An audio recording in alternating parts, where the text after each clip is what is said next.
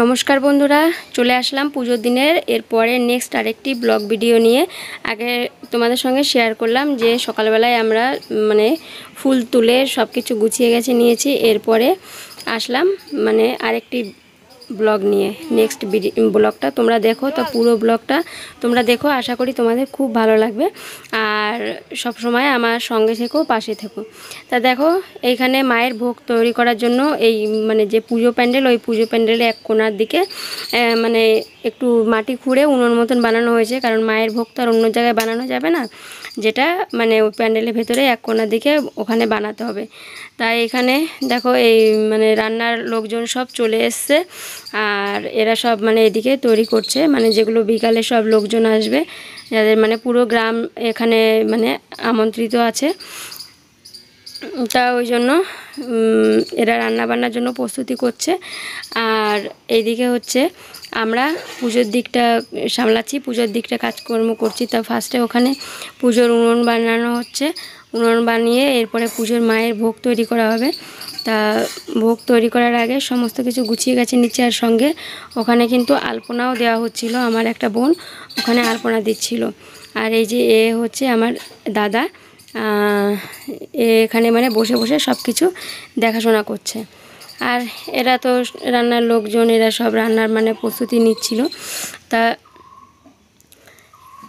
আর কি পুজোতে যে ভোগটা খাওয়ানো হবে সেটা তোমরা বিকালবেলায় দেখতে পাবে যে কি রান্না বান্না হলো আর কি ভোগ দেওয়া হলো।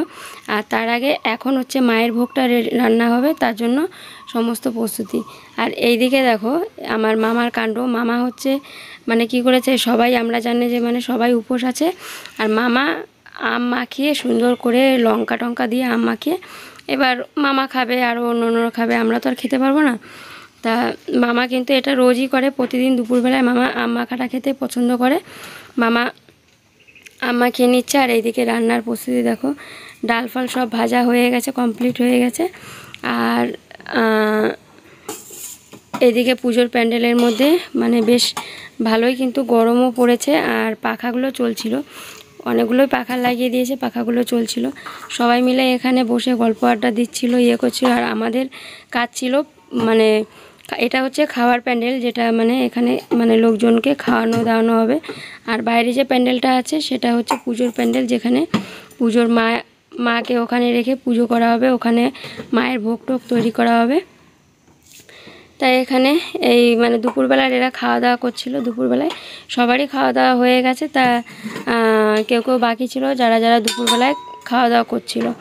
দুপুরে রান্নাবান্নাও সকালে একবারে সবাই যারা উপোস ছিল না তারাই সবাই মিলে বাড়ি রান্নাবান্না করে নিয়েছে। এইখানে যেসব কাজকর্ম হয় সবাই মিলে সবাই একসঙ্গে হাত লাগিয়ে করে নিয়েছে, ওই জন্য হয়ে গেছে।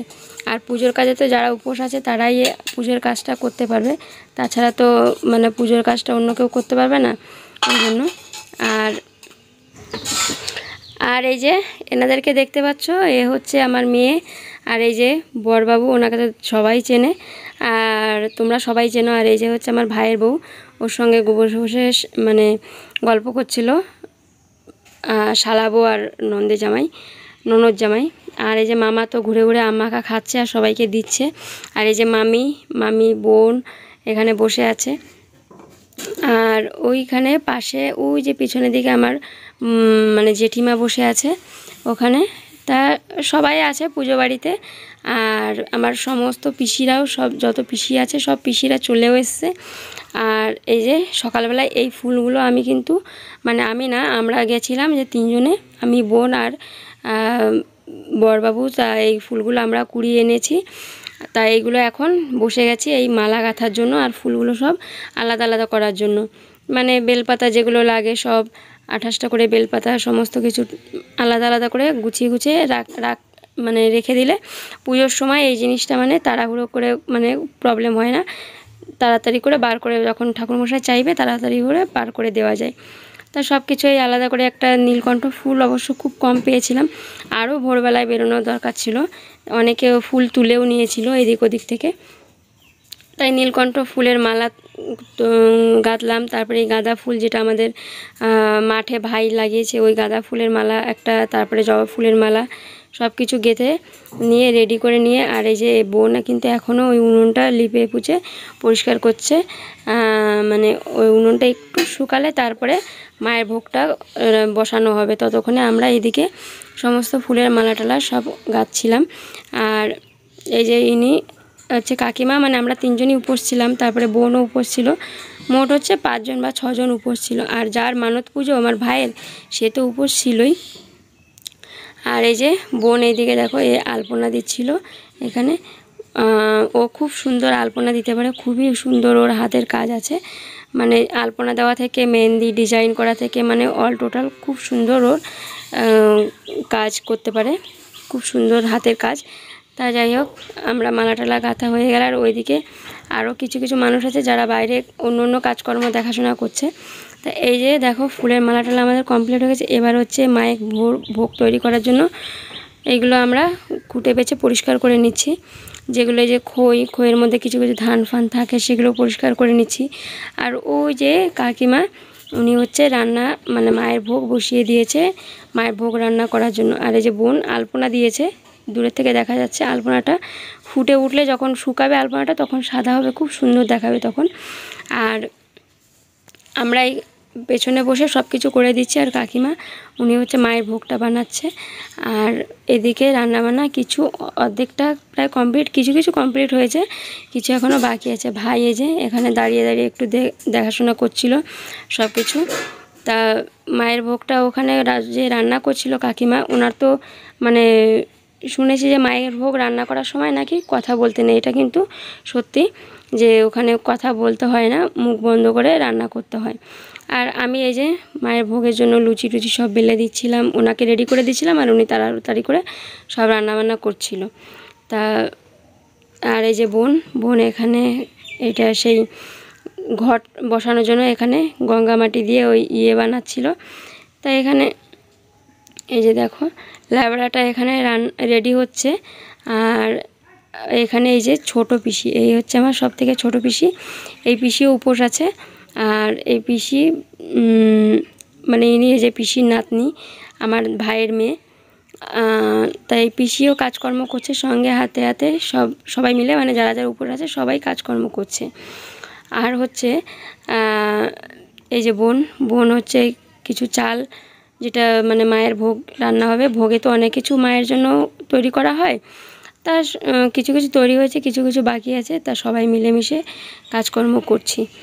আর মায়ের ভোগ রান্নার সময় যে একটা জিনিস যে কথা বলতে হয় না, সেটা আমি আগেই জানতাম। আর এখন এনাকে দেখলাম মানে কথা বলা যাবে পেছন দিকে ঘুরে, যাতে ভোগ রান্নার সময় মুখ থেকে যে কথা বলার সময় হয়তো অনেক সময় থুতু বার হয় বা কিছু বার হয়, সেটা না। যাই হোক, কিসের জন্য হয় আমি জানি না, তোমাদের জানা থাকলে অবশ্যই আমাকে কমেন্ট করো। আর আমাদের এই পুজোর ব্লগগুলো তোমাদের যদি ভালো লেগে থাকে, লাইক কমেন্ট শেয়ার করতে একদমই ভুলো না। আর সব সময় পাশে থেকো। আর যদি কোনো ভুল ত্রুটি দেখো সেটাও কমেন্টে জানিও, ভালো লাগলেও কমেন্টে জানিও, খারাপ লাগলেও কমেন্টে জানিও। কমেন্ট করতে তোমরা কিন্তু ভুলো না। আর অবশ্যই পুরো ব্লগটা, যতগুলো ব্লগ দেবো পুরো ব্লগগুলো তোমরা সবাই দেখো। তাই এই যে পুজোর সমস্ত রান্নাবান্না ওইদিকে একটু সামান্য বাকি আছে কিছু হয়তো, সেটা কাকিমা বসে করছে। আর এইদিকে আমাদের সব গোছানো হয়ে গেছে। এখন হচ্ছে মানে মায়ের জন্য জল আনতে যেতে হবে, জল সইতে যাওয়া, যেটা মানত পুজো তো।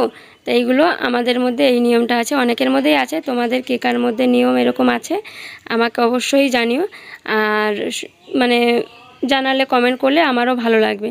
তাই এই যে এখানে বরণডালা সাজানো হচ্ছে।